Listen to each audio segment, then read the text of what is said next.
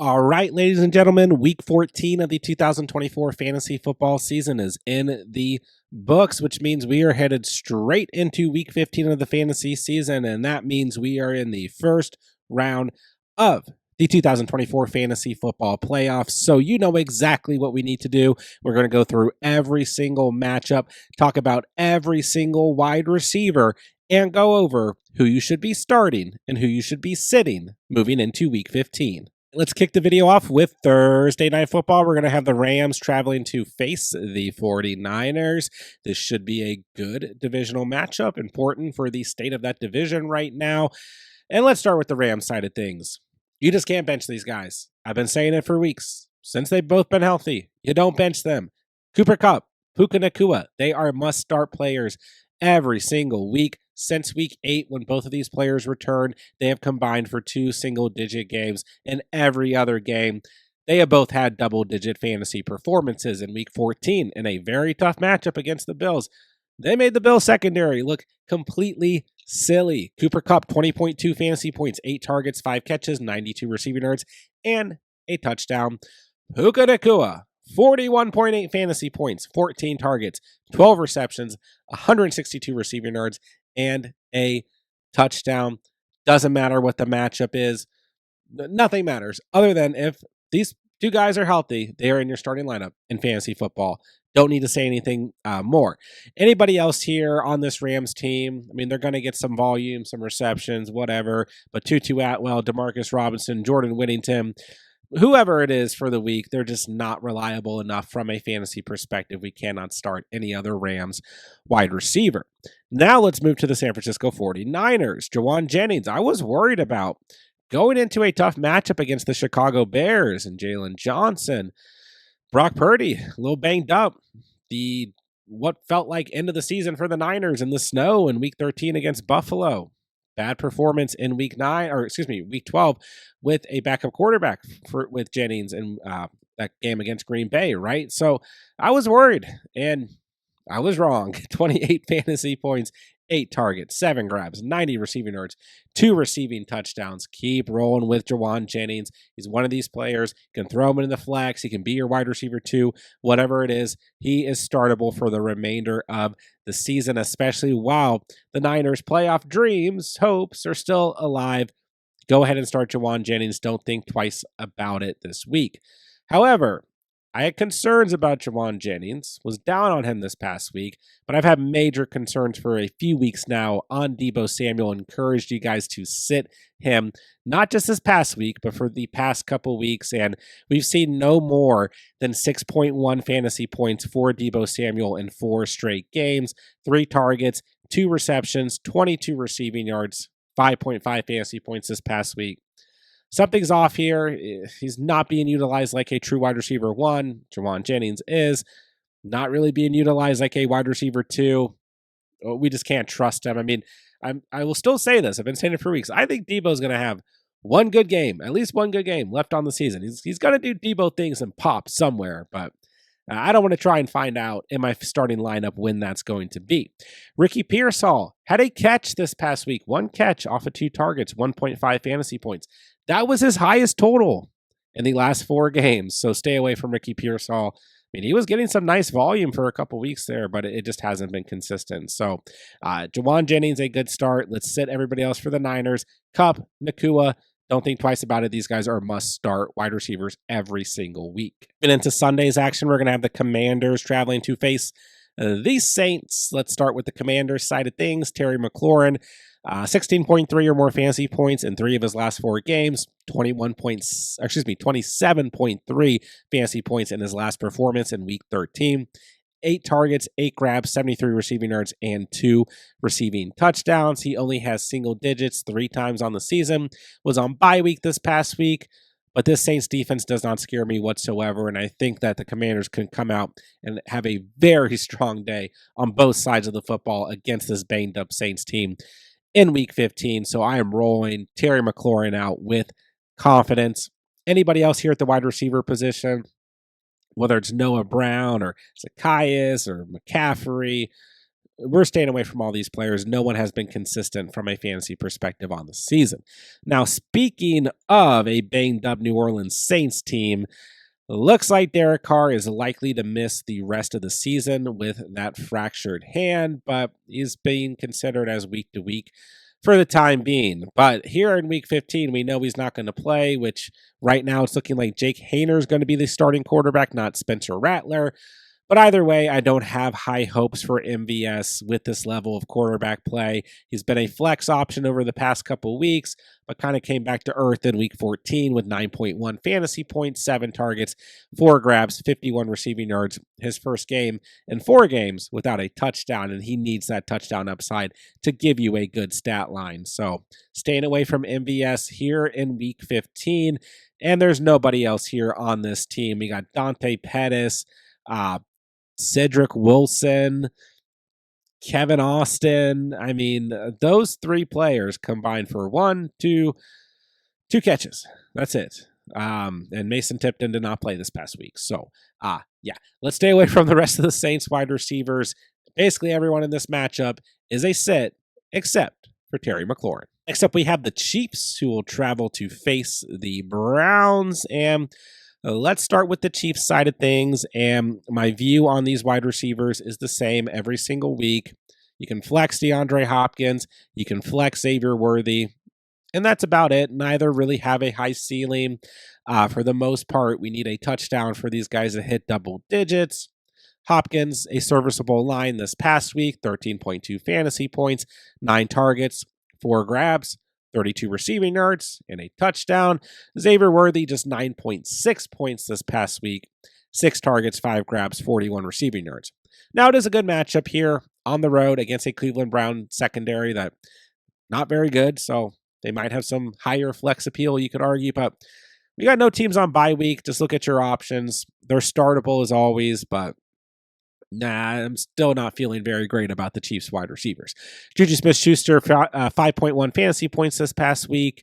McCole Hardman, I think, is actually injured. He shouldn't be on the screen. You got Justin Watson. I mean, there's just nobody here other than Hopkins and Worthy, and they're just kind of low-level flex options. Hopkins maybe a slightly higher floor, but even then, I just don't feel great about him. Now, Jerry Jeudy, on the other hand, moving to the Browns, continues to be a must-start wide receiver on a week-in, week-out basis. He's moved up, obviously, into the top 10 at the position on the season, single digits in just 4 games on the year, double digits in every game since week 8, had the massive game in week 13, warned you guys, probably going to be a much lower ceiling the following week and this past week, but 17.4 fantasy points is not too shabby, especially against the Pittsburgh Steelers. Defense, 6 targets, 5 grabs, 64 receiving yards, and a touchdown. And don't forget, this Chiefs defense, while it is still a great defense, their secondary has been a little bit weaker as of late, and they continue to kind of left and right suffer injuries in that secondary. We saw it happen again this past week against the Chargers. So I feel very good about Jeudy this week. He is a strong start, and you know, Jameis Winston's going to sling that football, right? Elijah Moore kind of lives in the flex category, and the past 4 weeks are a perfect example of why. 18.6 points, 5.1, 19.2, 6.4. Never know what you're going to get. In some matchups, you're going to get double digits. Some matchups, he's going to be a complete bust for you. So you can start him, but he is no more than a low-tier flex option who holds a lot of risk. Next up, you actually would probably have Michael Woods, who's kind of filled in for Cedric Tillman as he's missed the last few games. Cedric Tillman should, I would assume, be ready by this week as he's still in concussion protocol. But I don't know if I feel very confident in said Tillman in his first game back. Of course, maybe he can pop. You know, we saw that high ceiling between week 7 and week 9, but I feel like I just want to stay away from it. And Michael Woods has had just 4 catches over the past 2 weeks. So staying away from whoever's left here for the Browns wide receivers. But Jeudy, a strong start. And then we got a couple flex options for both teams in this matchup going into week 15. Moving along, we got the Bengals traveling to face the Titans. Let's take a look at the Bengals. And as a reminder, I have to record these before Monday Night Football. So if there's any major injuries, or if anything changes my opinion on Jamar Chase or T. Higgins going into this matchup, it'll be in a pinned comment down below. I will say, if the Bengals lose to the Cowboys, which has bad as that defense is, it is a realistic possibility. Once again, saying that before the game has even started. But then I believe they're eliminated from playoff contention, which is going to freak some of you guys out. But I think that the Bengals are going to continue to play competitive football. I don't think that they're going to shut down Joe Burrow and Chase Brown, Jamar Chase, T. Higgins, all these guys. Higgins is the one that I think there's an argument you could worry for. But ultimately, I think Jamar Chase is going to try and finish this season with the best statistical numbers as possible. And Joe Burrow's got to be out there healthy, throwing him the football for that to happen. So I don't worry too much about those guys or Chase Brown. Higgins, maybe he pulls a hamstring or something. But ultimately, I'm not worried about these guys. I think we can continue to start them on a week in, week out basis. And I believe that the Bengals' playoff hopes and dreams will still be alive as long as they beat the Cowboys on Monday Night Football. So nonetheless, I'm good with Chase. I'm good with Higgins. If they're lining up, they're out there in week 15. You got to roll with them. They both have been fantastic on the season. Don't overthink it. You own Chase, you own Higgins, start them. Anybody else here? Just not even considering them from a fantasy perspective. Okay, looking at the Titans. Let's start with Calvin Ridley. Obviously, this is going to be a great matchup against a awful Cincinnati Bengals defense. Ridley, just a solid start on a week-in, week-out basis. We have seen a little bit of a lower ceiling in some of the last few matchups. Last 4 games, 9.8 fantasy points, 14.3, 6.5, and 12.9. But he's been pretty dang good since DeAndre Hopkins did get traded. This past week, 12.9 fantasy points, 12 targets, 7 grabs, 59 receiving yards. Yes, Will Levis is awful, and my hopes and dreams of Will Levis being a playoff streamer at quarterback with this fantastic schedule, I think have been decimated after this past week, and he did get a little bit banged up against the Jags as well. So I don't know, maybe Mason Rudolph is a better option for fantasy anyways. At quarterback, we'll find out. But nonetheless, I think Ridley is startable due to the matchup. And another note with the Titans, even with them not really being alive in the fantasy in the real life playoff race, they're trying to see what they have for next year, what's on this team offensively and defensively. So I'm not worried about them and their starters through the fantasy playoffs. Nick Westbrook-Ikhine. Listen, we have talked about Westbrook-Ikhine since week 8 or 9 here on the channel. We were early to the Nick Westbrook-Ikhine party. We may have actually started the party if you guys go back and watch the videos. And this was a great matchup in week 14. And everybody's talking about Nick Westbrook-Ikhine in a week where we got 6 teams on bye weeks. You got to make the playoffs. You got to win. All of that stuff. And oh, man. 2 targets, 1 grab, 19 receiving yards, 2.9 fantasy points after having 12.8 fantasy points in 3 straight games and 4 touchdowns in 3 straight games, and a touchdown in every game since week 6 and double digits in every game except for 3 since week 6. I still think, due to the matchup, he is flexible this week. Almost had a touchdown against the Jags. Listen, I'm just going to continue to argue for Nick Westbrook-Ikhine because it is a good enough matchup against the Bengals where we could certainly see him pop again. But it's going to kind of depend on the quarterback play and all of that. So if you don't feel great about it, then certainly don't be. I mean, we don't have any teams on bye weeks, so don't be starting viable starters or sitting viable starters for Nick Westbrook-Ikhine. But due to the matchup, I do think he could kind of get back to where he was playing the past couple of weeks.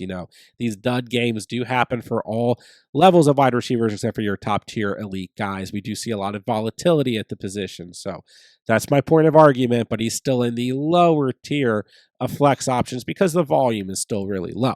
Tyler Boyd, 4 targets, 1 catch, 7 receiving yards, 1.7 fantasy points this past week. He has not been fantasy relevant on the season with just 1 double-digit game all year long. So we will sit Tyler Boyd, but we do have some strong starts in this game. Ridley, Chase, Higgins. See what happens in week 15. Except we'll have the Dolphins who will travel to face the Texans, and this should be a good little matchup. Let's start with the Dolphins side of things. Tyreek Hill, Jalen Waddle, both back in the start category. We've had Hill back in the start category for a few weeks, but we had left Jalen Waddle in the flex category. But man, Tua looks fantastic, right? I mean, and both of these receivers are getting it done right now. Hill, 28.1 fantasy points this past week, 14 targets, 10 grabs, 115 receiving yards, and 1 touchdown. That was only Tyreek Hill's second game on the season over 100 receiving yards. Jalen Waddle, 12 targets, 9 grabs, 99 receiving yards, 20.9 fantasy points. And I've said it all season long. This Texans secondary is not good. This is a great matchup for both these guys. These Dolphins trying to make a playoff push right now on the outside looking in, and they look really good right now. I know they lost to Green Bay in Week 12, but this team is getting a little hot right now, and I think they're going to give the Texans a run for their money. So I like Hill and Waddle a lot this week. I think they're both strong starts. Outside of those two, there's nobody else we need to talk about on this roster. Looking at the Texans, who are on bye week this past week, you got to start Nico Collins. It is a tough matchup.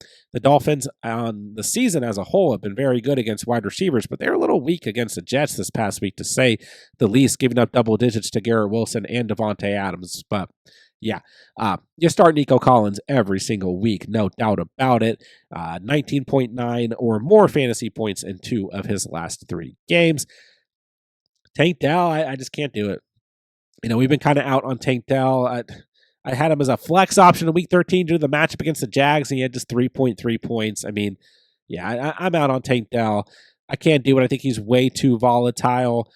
If you're not in like a 14 or 16 team league, I don't think he really needs to be rostered. I just don't think you can trust Tank Dell down the stretch here. In terms of any other Texans wide receiver, there's nobody to talk about from a fantasy perspective. Nobody has been consistent on the season. But have a strong start in Nico Collins for the Texans, and we have 2 strong starts in Tyreek Hill and Jalen Waddle for the Dolphins here in Week 15. Moving along, we got the Ravens, who will be traveling to face the Giants. Let's start with the Ravens. Zay Flowers, great matchup here of the Ravens on bye week this past week. And listen, Flowers has kind of been missing that ceiling that we saw a few times earlier in the season. In his past 4 starts, he's had 11.9 or less fantasy points, but he has had double digits in 3 straight games, like I said, on bye week this past weekend. This is a great matchup, and this Ravens team, you know, I mean, they're more than likely going to make the playoffs, but they're still sitting at 5 losses. You got quite a few teams here in terms of the wild card race with 5 losses, right? The Chargers, the Broncos, and then you got the Colts, Dolphins with 7 losses, right? So, I mean, there's an argument here. We got 4 games left in the regular season. I mean, the Ravens are going to be coming out here and trying to do every single thing they can to win every single game. And I think coming off the bye week, they're going to be coming out here absolutely humming against a poor Giants defense. So Zay Flowers should be an absolute locked and loaded must-start wide receiver in your lineup. In terms of anybody else, no, just sit any other. You should not be rostering any other Ravens player. Rashad Bateman's banged up. Like, see an argument for rostering him, but I've been saying for weeks, you do not need to hold Deontay Johnson. I don't know if he's ever going to really play any true meaningful snaps for the Ravens. I don't know what's happening there. Nelson Aguilar, there's just nothing here. It's Zay Flowers, and that's it. And for the Giants, it's Malik Neighbors, and that's it as well. I got him as a start, and I said it all week long last week. You can definitely start Neighbors. He'll give you a floor. The ceiling is capped to do the quarterback play in this offense, but Neighbors will give you a floor. That's what he did. 14.9 fantasy points, 10 targets, 5 grabs, 79 receiving yards. Worth noting that Rondell Robinson did have 11 targets, but just 4 grabs, and he finished the day with 7.8 fantasy points. Not good enough for me. Darius Slayton, just 4.7 fantasy points. Now, Drew Lock has an undisclosed injury, so we might be seeing Tommy DeVito at quarterback, who's also been banged up, but he practiced a few times this past week. So I don't know what's going to happen with the Giants quarterbacks. Either way, it's not great, but both Locke and DeVito have at least given Neighbors a solid floor over the past couple weeks. So you can still start Neighbors. The weakest part of this Ravens defense is the secondary, but temper your expectations because the quarterback play probably going to be awful, but Neighbors does have a great playoff schedule for the remainder of the fantasy playoffs. So start Neighbors, start Flowers. That's it in this matchup in Week 15. Let's move along to the Jets, who will be traveling to face the Jaguars. 2 teams eliminated from playoff contention. I don't want to overthink this one. We have Garrett Wilson coming off a great game with 18.4 fantasy points, 10 targets, 7 grabs, 114 receiving yards. Devontae Adams coming off a great game. 25.9 fantasy points, 11 targets, 9 receptions, 109 receiving yards, and a touchdown. So it's another great matchup this week. Well, last week was not a good matchup, but they showed up. And here in week 15, it is a great matchup against the Jags. So, I don't exactly know what to expect out of the Jets offense with, the state of this team and Aaron Rodgers and all this stuff. And they're not going to the playoffs. They have no chance anymore. They've been eliminated. But I think you own Wilson, you own Adams. Maybe even if you downgrade them to like a flex option for you, they're still good starts due to the matchup. And we're not going to see a change at quarterback. So I'll just leave it at that. But of course, the Jets feel like the most worrisome team maybe of any team out there. Brian Thomas Jr. said all last week you own him. I've said all year long, you just roll with the punches. Keep playing Brian Thomas Jr. I know it's been worrisome with Mac Jones at quarterback, but B-Tom came through for you guys in the second straight week. 16.6 fantasy points, 12 targets, 8 grabs, 86 receiving yards, double digits in every game on the season except for 4. Top 10 wide receiver in fantasy. Not a great matchup. But this Jets secondary does not scare me, and you can go ahead and keep rolling with Brian Thomas Jr., solid wide receiver 2 or flex option for you guys. And yeah, I know Mac Jones is playing quarterback again, and he came back to earth this past week after looking good in week 13, but should be okay for Brian Thomas Jr. Anybody else here, though? Parker Washington, Devin Duvernay, whoever is going to be lining up next to B-Tom, we're not even considering them even in deep formats. But plenty of strong starts here between Brian Thomas Jr., Garrett Wilson, and Davante Adams in this Week 15 matchup. Moving along, we'll have the Cowboys traveling to face the Panthers. And once again, as a reminder, I have to record these before Monday Night Football. So if we have any major injuries, anything that changes my mind here, it'll be in a comment that is pinned down below. But I'm going to go ahead and say you can keep rolling with CeeDee Lamb as long as he's healthy, regardless of the quarterback play. I'm good with CeeDee Lamb. Doesn't suffer any injuries because he has had quite a few over the past couple of weeks. You can go ahead and roll with him. Now, keep in mind, I've been saying this for weeks. The Panthers aren't this team that's just going to roll over, this team that you can just start everybody against and everybody's going to go off. And the Panthers have been pretty good against opposing wide receivers on the season. But if Lamb's healthy, I'm rolling with CeeDee Lamb. The interesting thing for me is Brandon Cooks. If he has a big game against the Cincinnati Bengals secondary, which is god-awful, after having 10.6 fantasy points and a touchdown in Week 13, I think he could be a viable flex option. He sits at just 29% rostered, so we'll kind of see Monday Night Football might sway my confidence in Brandon Cooks as a streaming flex option or a flex option in deeper leagues. But once again, no teams on bye week this week. I don't know that you particularly need to risk it. Anybody else here? Kevontae Turpin, Jalen Tolbert. Nobody here that we need to even consider from a fantasy perspective. Moving along to the Panthers. Adam Thielen. I was worried about him last week in a tough matchup against the Eagles, and I was pretty vocal about picking up Adam Thielen before the Week 11 bye, going into Week 12 against Kansas City. I was vocal about sitting him in Week 12, first game back, and I was vocal about starting him as a sleeper option in Week 13 against Tampa Bay when he had 23.9 fantasy points. Like I said, I was worried this past week against the Eagles and that secondary that's been pretty locked down as of late. But he came through, 11 targets, 9 grabs, 102 receiving yards. Bryce Young looks so much better than earlier in the season. Dave Canales has this offense humming right now. They've almost beat the Chiefs, the Bucks, and the Eagles in 3 straight games. And the key word is almost, but you go back to last season, just the change here is so drastic and very encouraging to see, especially from a fantasy perspective. And this Cowboys defense doesn't scare me. So Thielen gets the start nod here in Week 15. Anybody else here? I'm just not there. Xavier Leggett has 6 or more targets in 3 straight games and has failed to hit double digits in any of those games. Obviously scored what you would assume would have been the game-winning touchdown against the Eagles and dropped it. David Moore had that big game in Week 12 and has vanished since. So not starting either of these guys, but Adam Thielen I do feel very good about this week. And honestly, for the remainder of the fantasy season, if he is out there and available for or in your respective league, he is a strong pickup. So we'll see what happens in this matchup in Week 15. Next up, we have the Buccaneers who will travel to face the Chargers. This should be a good matchup. Playoff implications for both these teams, right? 10.9 fantasy points to Mike Evans in Week 14 against the Raiders. Since his return from that hamstring injury, he has double digits in every single game. The passing attack has been a little bit weaker for the Bucs as of late, and the rushing game has been much better. But the Chargers are a team that are going to force you to throw the football a bit. Bucky Irving's banged up. And this Chargers unit has been a little fluky in terms of their secondary as of late. So Mike Evans, I think, is a absolute must start this week. And I mean, really, like, who are you going to start over Mike Evans anyways? Now, Sterling Shepard, Jalen McMillan, two names to definitely pay attention to. McMillan coming off of a big game. You would hope that he would continue to get involvement and make the most of it. But he saw some, increased involvement and, since Godwin and Evans, or Godwin was out for the season and Evans was out for a few weeks, right? And didn't do anything with it, but then he was also banged up. But 21.9 fantasy points this past week, 7 targets, 4 grabs, 59 receiving yards, and 2 receiving touchdowns. A player to definitely keep a close eye on, but we got to be careful chasing points here. I don't know if he's quite worth the start just yet, unless you are in deep formats and you're desperate. Sterling Shepard, though, did have 10.3 points this past week as well.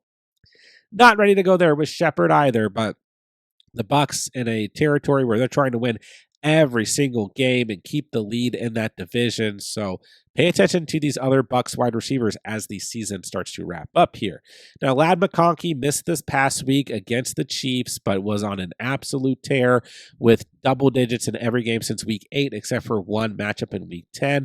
So if he's good to go this week, you have to start him. It is a smash matchup against the Tampa Bay Buccaneers secondary that's been awful on the season. But keep in mind, he's dealing with 2 separate injuries, a knee injury and a shoulder injury. So I do have some concerns there. What does that mean for these other pass catchers? Well, Quentin Johnston had 15.8 fantasy points this past week, and Josh Palmer had 13.8 fantasy points. And it's a better matchup this week against the Tampa Bay Buccaneers. So they could both see flex value if Ladd McConkey misses this game. And even if Ladd McConkey plays, Quentin Johnston and Josh Palmer could still do damage against a really bad Buccaneers secondary.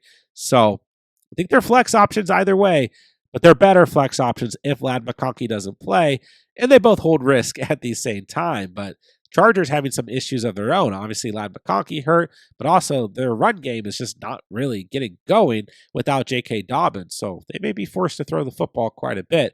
And on top of all that, Will Dissly also got banged up at the tight end position this past week. So could definitely see more volume to Quentin Johnston and Josh Palmer either way. So if you're desperate for a flex option, those two guys do have the matchup here in Week 15. Next up, we have the Colts traveling to face the Broncos, two teams who are on bye week in Week 14.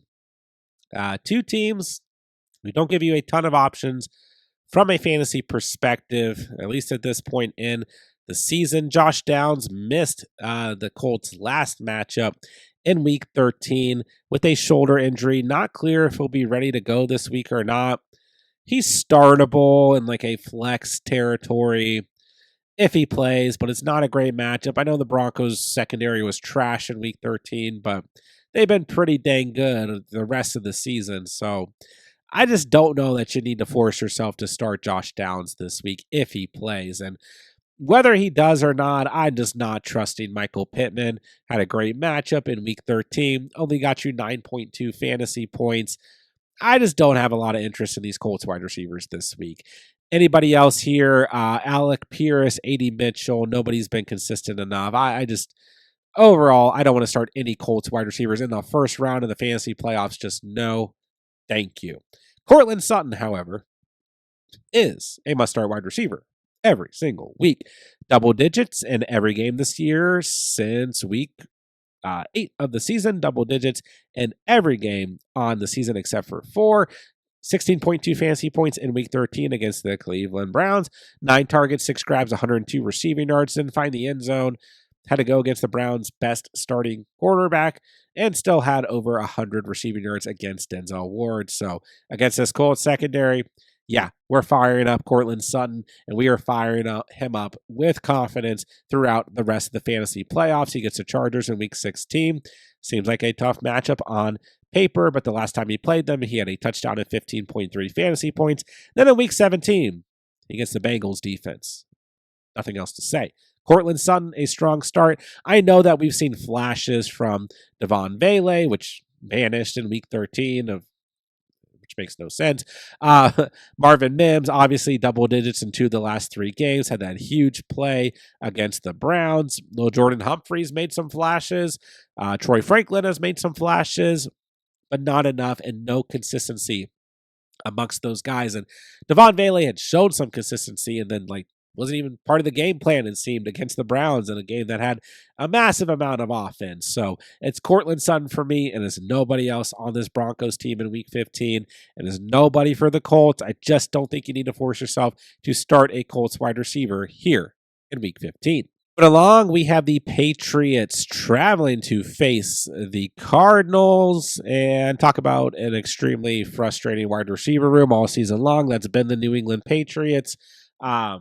Can't trust any of these guys. Demario Douglas, Kayshon Boutte, Kendrick Bourne, Jalen Polk. There's just nothing here.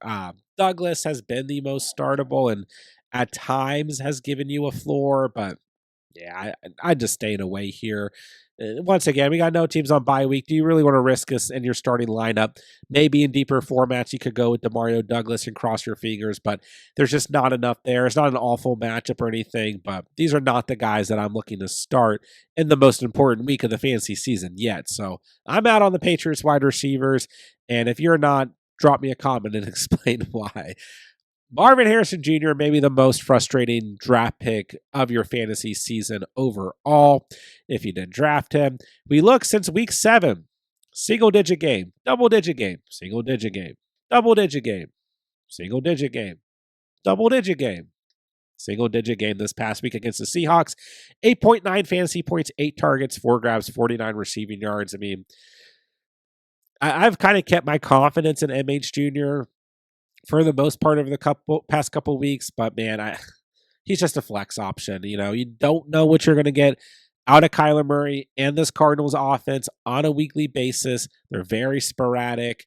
It's a good matchup here in week 15, and by that pattern, he'll have a double-digit game this week. The next week, have a single-digit game, then have a double-digit game in week 17 in the championship. But man, I just got to leave him as a flex option, and that's it. I still think he's a good flex option, but you also look at that same pattern in games where Marvin Harrison Jr. has scored touchdowns this year. He has given you double-digit fantasy points. In every other game, he's given you single-digit fantasy points. So he needs that touchdown upside to give you a good fantasy stat line. He might be able to do it against the Patriots, don't get me wrong. And Cardinals are at home coming off of a tough loss, but there's always a little bit of risk involved with Marvin Harrison. Now, I do think Michael Wilson, who I have as a sit, I don't think a lot of you guys are going to need to start him, but he is a deep flex option if you're desperate. He has double digits in the past 2 games, and it is a good matchup this week, but don't go out of your way to start Michael Wilson. He's a desperation play at best, and for most of you guys, he's just a sit this week. Greg the Torch Dortch. We haven't seen a lot of the Torch this year. Single digits in every game except for week 1 on the season. 1.5 fantasy points this past week. He's a sit here in week 15. Moving along, we have the Bills traveling to face the Lions in what might be the very best game of this weekend. Let's start with the Bills side of things. Khalil Shakir has been a start for me 4 weeks. He's been one of the most consistent players all season long. Single digits just twice on the season. Doesn't really give you a high ceiling most of the time, but that floor is extremely safe. And yet, he's coming off of his best fantasy performance on the season. 21.6 fantasy points, 8 targets, 5 grabs, 106 receiving yards, and a receiving touchdown against the Rams. So, love this matchup against the Lions. Their secondary, definitely the weakest part of this defense. It's going to be a high-scoring game, you would assume. Lots of offense. So, Khalil Shakir, I think, is a great start this week and will be a great start through the remainder of the fantasy playoffs. Amari Cooper, I was very low on him this past week. I mean, how could you not be? He just hasn't really delivered since his first game with the Bills, but he did deliver in a high-scoring game against the Rams, 15.5 fantasy points, 14 targets. Nice to see. 6 grabs, 95 receiving yards. So I got him in the flex category, but I'm still kind of like, do I trust Amari Cooper? I don't think so, but I think it would be unfair coming off a game where he had 14 targets to call him anything less than a flex and a good matchup and another potentially very good game script. So you got nothing better. You can flex Cooper, but he might kind of be in the lower, riskier tier of flex options at wide receiver. Curtis Samuel, nothing to look at here. Keon Coleman is still banged up, dealing with that wrist injury. We'll see if he plays this week. I have Mac Hollins as a sit, but in deep formats, I do think you could risk Mac Hollins, who sits at 2% rostered. 15.7 fantasy points in week 14, had one grab in week 13 in the snow. It was a touchdown. 7.7 fantasy points. And worth noting, since week 9, he has double digits in 3 out of 5 games. And one of those games, he at least scored a touchdown in one of the single-digit games. So, him and Josh Allen seem to have a good chemistry and some red zone chemistry. And, we had the injuries at the tight end position for this team and Dalton Kincaid. Coleman's been banged up. It's going to be a high-scoring game, you would assume. So, deep formats, Mac Hollins, there's an argument for him, but I just don't think most of you guys are going to need to go there. Looking at the Lions, this is on paper a tough matchup, but the Bills' secondary looked like a complete joke this past week, and they're on the road again, going up against the best team in the NFL. Amon-Ra St. Brown, you're starting him no matter what. I know it was a lower ceiling this past week, 10.3 fantasy points, 6 targets, 5 grabs, 43 receiving yards, and another high-scoring game against the Packers, but he's given you single digits just twice on the season. He's missing that touchdown upside. He hasn't scored a touchdown in 3 straight games after having a touchdown every game between weeks 3 and 11, but you got to keep rolling with Amon-Ra St. Brown. You're not benching him in the first round of the fantasy playoffs, and he does have a tough end-of-season schedule getting Chicago and San Francisco after this matchup, but I'm not worried about it. I'm going to continue to roll with him. Jameson Williams continues to be a flex option. Boomer bust guy, but he had 13 fantasy points in week 14, 8 targets, 5 grabs, 80 receiving yards. Keep rolling with him in the flex, but know that you're going with a little bit of risk when you do start Jameson Williams, but nonetheless, due to the nature of this offense, I do like me some J-Mo. Tim Patrick had a big day in week 14, 2 touchdowns, 6 receptions off of 7 targets, 43 receiving yards, and 22.3 fantasy points. So keep an eye on Tim Patrick. I had said this earlier in the season, and we talked about Khalif Raymond at a point too, who's banged up. His name shouldn't be on the screen. I'm sorry. I'm sick this week. I'm behind on my editing here, but keep an eye on Tim Patrick, but I just don't think there's enough here. No consistency. I'm just not ready to call him anything more than a sit right now, but especially in deeper formats. He's coming off a big game. Maybe the Lions utilize him more as the season wraps up here. But for the main part, Shakir, St. Brown, great starts, and I think Cooper, as well as Jameson Williams, are good enough flex options going in to Week 15.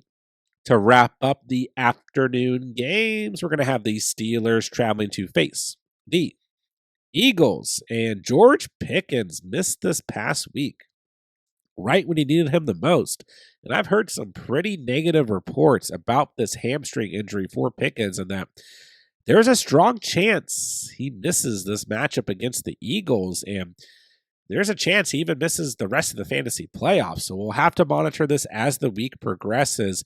And actually, the report that I'm reading that I just am seeing right now is that he's not expected to play against the Eagles. So well, that sucks. I'm not even gonna edit this out. I'm just gonna leave it in. So what do we do with the rest of these Steelers wide receivers? I liked Calvin Austin going into week 14.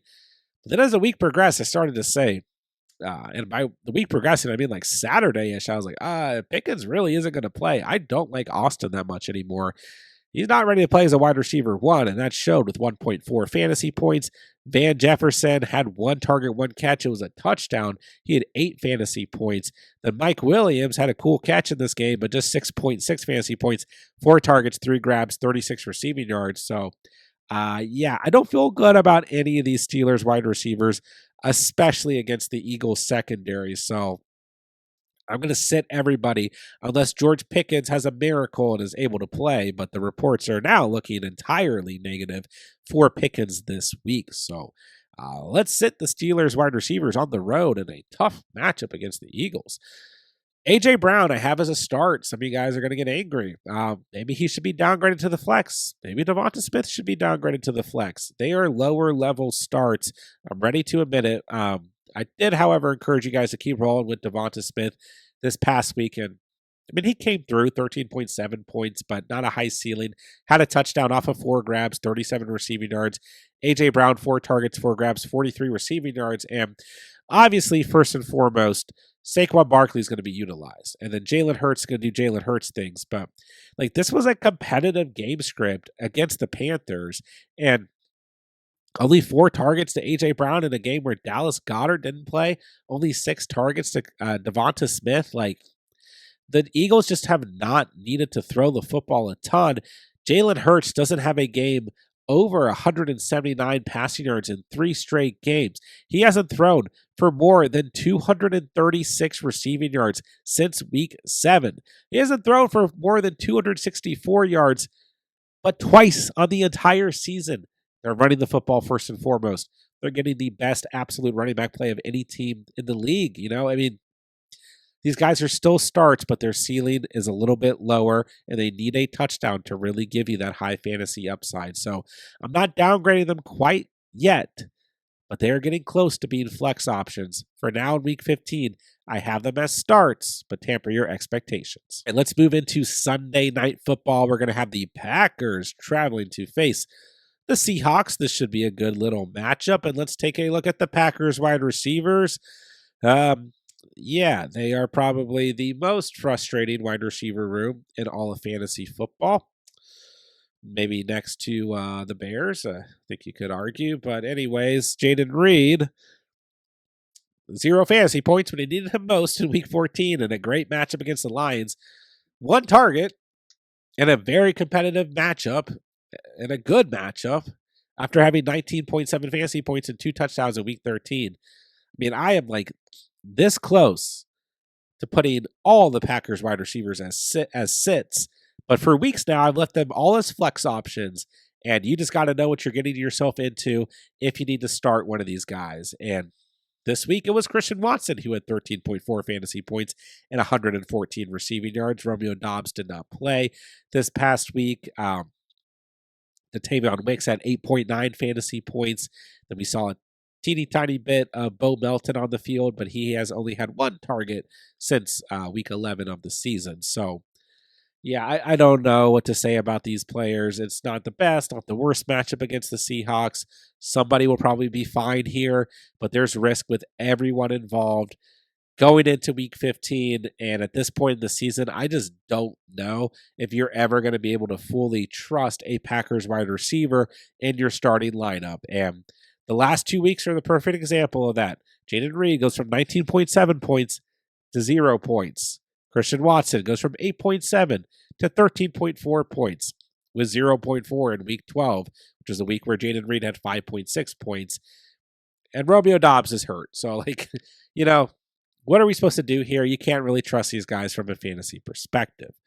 Let's move along to the Seahawks. Jackson Smith-Njigba is your wide receiver 1 in Seattle. He's a top 10 wide receiver in fantasy football. He had 19.6 fantasy points in week 14, 5 targets, 5 grabs, 82 receiving yards, and a touchdown. Double digits in every game this year, except for 3 double digits every game since week 8 of the season. And like I said, he's playing as a wide receiver 1 on this team. Metcalf has had more targets here and there. I mean, in the last 2 weeks, he's had more targets than Jackson Smith-Njigba, but still, it feels as if JSN is the wide receiver 1 on this team. Metcalf, I can't call more than a flex. 14 points, 9.9 points, 10.6 points, 8.9 points, 6 targets, 4 grabs, 49 receiving yards, 8.9 points against Arizona in week 14. He'll see more of the defensive pressure from this Green Bay Packers secondary, I would believe. So he's a good flex option, I think.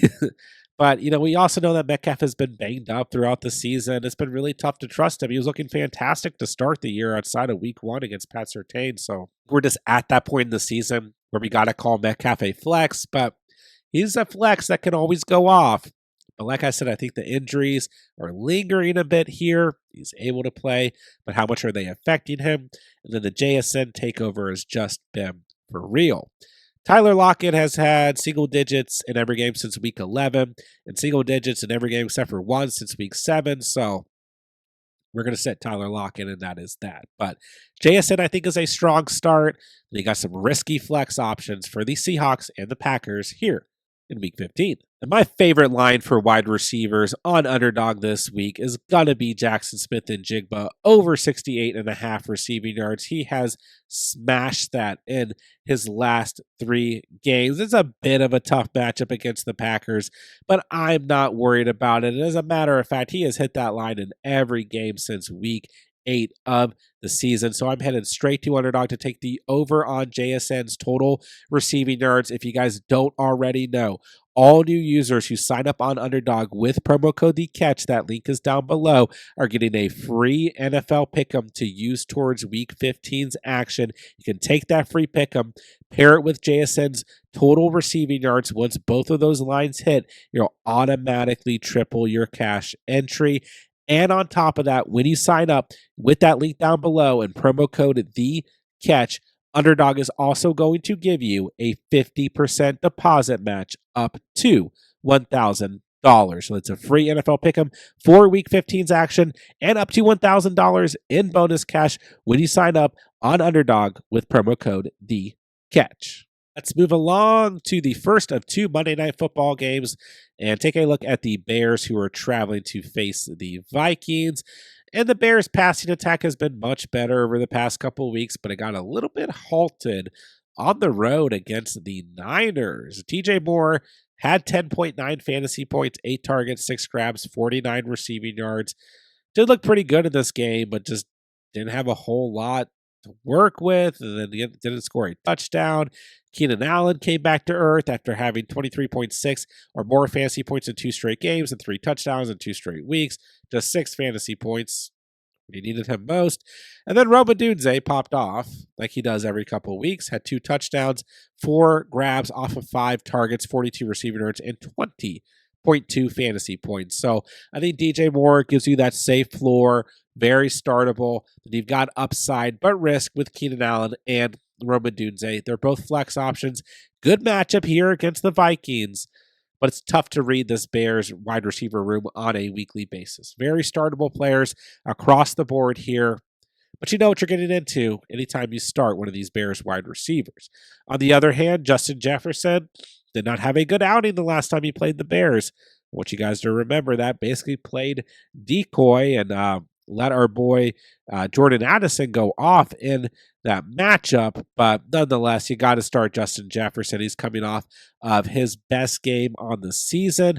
32.2 fantasy points, 7 targets, 7 grabs, 132 receiving yards, and 2 receiving touchdowns. So keep rolling with JJ, even in a tough matchup against the Bears. Now, some of you guys are going to see Jordan Addison as a flex and say, what? Because the last time he played the Bears, he had 30.2 fantasy points. And this past week, he had his best fantasy performance of the season against the Falcons with 39.3 fantasy points, 12 targets, 8 grabs, 133 receiving yards, and 3 tutties. But it is a tough matchup still. I think he's a great flex. I think you could argue he's a start. Whatever you want to do here. He's moved in to the top 10 at the wide receiver position on the season, essentially due to the last 4 weeks. So, listen, Addison, very close to the start category, but we still have seen some inconsistency throughout the season with Jordan Addison, and it is on paper a tough matchup, but I still think Jordan Addison is at the very top of the flex tier going into the week, and if you're going to roll with him, I got no problem with it whatsoever. Jalen Naylor, 0 targets, 0 catches this past week. He has no value whatsoever from a fantasy perspective unless Addison is injured like he was very, very early in the season. So Addison, a strong flex. JJ, still a good start. Keenan Allen, Rome Odunze, risky, but flexible. DJ Moore gives you a safe floor, still a start, and a good matchup here in Week 15.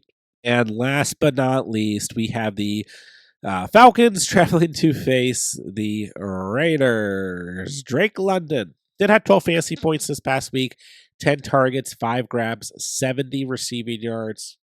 He's a start every single week. He's still a top 10 wide receiver in fantasy. He gets the volume. Good enough matchup against the Raiders here. keep rolling with Drake London, but due to the quarterback play right now to Kirk Cousins, his upside is a bit capped. But he's still very startable. Darnell Mooney kind of lives in that flex area. 2 double-digit games in his last 4 games, 2 single-digit games. Big game and a good matchup against the Vikings and a good game script where the Falcons needed to throw the football. He had 20.2 fantasy points, 7 targets, 6 grabs, 142 receiving yards. He's always flexible, but you're going to roll with the punches here. You're going to take some lows. You're going to get some highs. There's always risk, but Mooney definitely flexible this week. Ray McLeod, I do have as a sit, but he did make the waiver video. If you guys are looking for a deep option to flex this week, he does quietly have double digits in 3 straight games, 10.6 or more fantasy points, with a high of 16.1 this past week. That was his best fantasy performance on the season. But once again, a good matchup, a good game script, 11 targets, 8 grabs, 98 receiving yards. Don't know if you see the same type of volume here in week 15, but if you need a deep option, he's there. Downgraded Jacoby Myers this week from a start to a flex. We've been very high on Myers. Not really his fault in week 14 as Aiden O'Connell got hurt, and then Desmond Ridder came in. He had 10 targets, 7 catches, 67 receiving yards, and a great matchup against the Bucs, 13.7 fantasy points. At least still got you double digits, and he still has a great rest of season strength of schedule as he faces the Jags and the Saints after this week. But Aiden O'Connell, it's not all doom and gloom here. Looks like it's a knee bruise, nothing more than that. And he might play in this Monday Night Football game, which I do think is good for Myers. But we'll leave him as a flex for now. We'll say strong flex because this Falcons secondary is really bad, right? But if Aiden O'Connell plays, I think you probably bump Jacoby Myers up to a start. We'll see what happens. In terms of anybody else here, Trey Tucker, I think DJ Turner's banged up. Terrace Marshall had a catch this past week. That's amazing. Whoever's left here are all going to be sits for the Raiders. Myers will monitor this situation with Aiden O'Connell. Could be a start, but he's a strong flex for now. Moody's a flex with risk, and Drake London continues to be a low ceiling, solid start on a weekly basis. And that'll do it for today's video. There's every single matchup, every single wide receiver, and who you should be starting and sitting going into week 15 of the fantasy season and the first round of the fantasy playoffs for most of you here in the 2024 fantasy football season. As always, guys, I'm answering as many comments as I possibly can in the comment section down below. So if you guys have any questions moving into week 15, drop me a comment. I'll get back to as many of you guys as I possibly can. More importantly, make sure you guys are subscribed to the channel because we're going to have every single thing that you guys could possibly need to help you guys dominate the rest of the 2024 fantasy football season and help you guys make it to and win the 2024 championship for your respective fantasy leagues. So make sure you guys are subscribed so that you don't miss out on any of the content.